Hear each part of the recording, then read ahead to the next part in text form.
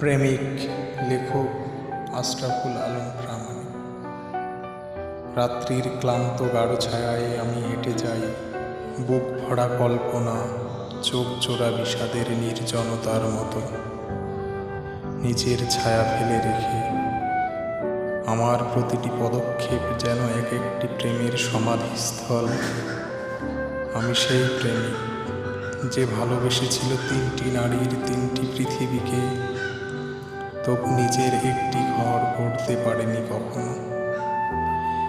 এক সময় আমি ভালোবেসেছিলাম নরম মাটি, খনিজের গন্ধ, শ্রমিকের হাতে গড়া এক শহর, যেখানে পাথর কাটা হয় আর হৃদয়ে ফাটে নিঃশব্দে। সেখানে বাস করে এক নারী, ইজা। তার চোখে ছিল মেঘ, তার কণ্ঠে ধুলো, ঠোঁটে পরিশ্রমের চিহ্ন। তবু তার ভিতরে আমি নিজেকে খুঁজে পেতাম, যেমন ধ্বংসস্তূপে হঠাৎ এক ফুটে ওঠা ফুল। আমি সেই প্রেমিক। জানালায় দাঁড়িয়ে যাকে দেখে ভাবনার পাতায় লিখতাম, এই নারী তো আমার পৃথিবী হতে পারত। আমি তাকে বলিনি কিছু, তবু আমার কল্পনার জলে ভিজে উঠেছিল তার শাড়ি। সে তাকিয়েছিল দূরে, এক কঠিন বেঁচে থাকার প্রহরে।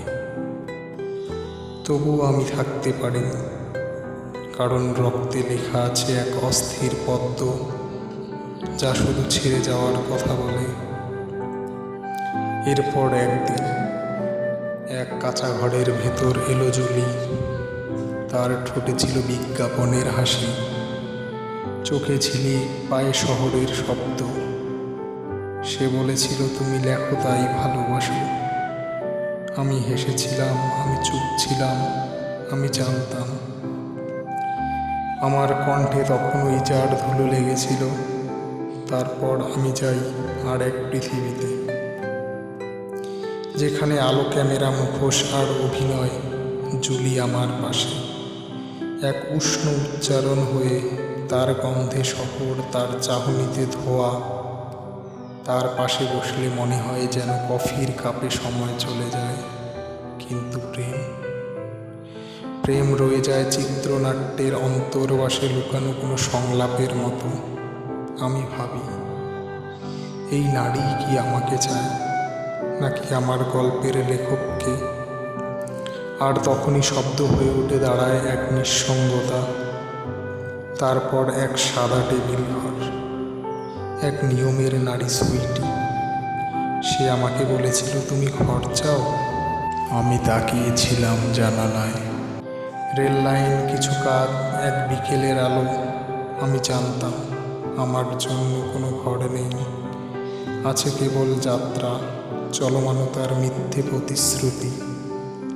সব শেষে আমি নিজের সামনে দাঁড়িয়ে থাকি, এক আয়নার মতো কবিতার পৃষ্ঠায়। নিজেকে দেখি না। কিছু নাম, কিছু ঠোঁট, কিছু ভুলে যাওয়া দুপুর, যারা আমার হয়ে উঠেছিল। আবার আমি তাদের কিছুই দিতে পারিনি। আমি লিখি, কারণ কেবল এই লেখার মধ্যেই আমি থাকি। যেমন ঘাসের পাখি একটা মরা পাখি থেকেও আকাশের কথা ভাবতে পারে। আমি কেবল একজন প্রেমিক ছিলাম, যে ভালোবেসেছে তবু প্রতিবারই কবিতার মতো নিরর্থক হয়েছে। তারা সবাই চলে গেছে, নাম রেখেছে, ভুলে গেছে। আর আমি এই পাতাগুলোর ভেতর একজন প্রেমিক হয়ে রয়ে গেছি, যার প্রেমকে কেউ বোঝেনি, কিন্তু সবাই একবার ছুঁয়ে গেছে।